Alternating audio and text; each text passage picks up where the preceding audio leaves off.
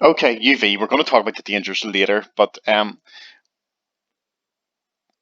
of the things that UV does is it can give you a suntan. It can also give you skin cancers. We'll talk about later on, but it does mean then the bulbs in tanning booths emit ultraviolet light. So tanning booths. Um, they are also used in disco lights. So we have UV lights that emit on light that you cannot see, but when it gets absorbed by some white materials or some special paints, they can absorb that ultraviolet light and then actually emit it as visible light. So it's using disco lights. It can also be used to detect forgeries. Um, so all your banknotes, if well, we would show you this if we were in school, but you can use a UV light and shine it over them.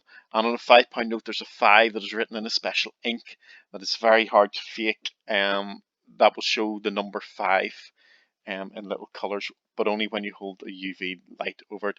You can also have little pens that you can write. So, for instance, all the computers in school have Victoria College written on them, but it's ink that you can't see until you use a UV light over it. I don't know how effective this is, but they do sell them. UV in high doses can also kill bacteria.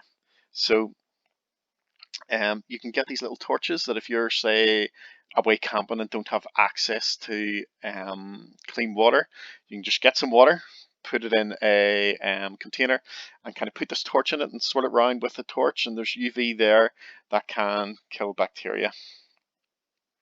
Okay, X-rays then.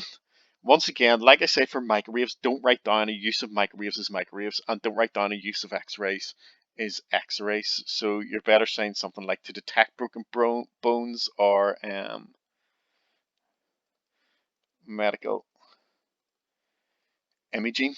Um, it's also used to scan your suitcase in airports, so you don't actually have to unpack everything for it to get checked. So airport scanners as well. And they do sometimes use to say look inside lorries and stuff like that when they come to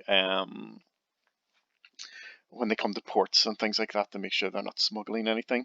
Um, Gamma rays, then you should be well aware of. You should almost be able to fill this one in yourself because we did the uses of radiation when we were doing our radiation topic in year 11. But it can be used to kill bacteria. Um, So, for instance, we talked about a punnet of strawberries that it can kill the bacteria in the strawberries, or even like some medical equipment. So, will that prolong the life of the strawberries, or it will make sure there's no bacteria that can cause infection on the medical equipment. So, that's called irradiation. Um, Other things gamma rays can be used for. Gamma rays damages and kills cells, but it will do that more to cancer cells and healthy cells. Um, so, it is used to treat cancers and tumors. Um, there are other ones that we would have looked at as well, but um, so it can be used in medical imaging. It can also be used to detect the thickness of things because only a certain amount will pass through. Another one that we did look at was to detect um, leaks in pipes. Okay, so that's all the main uses of these.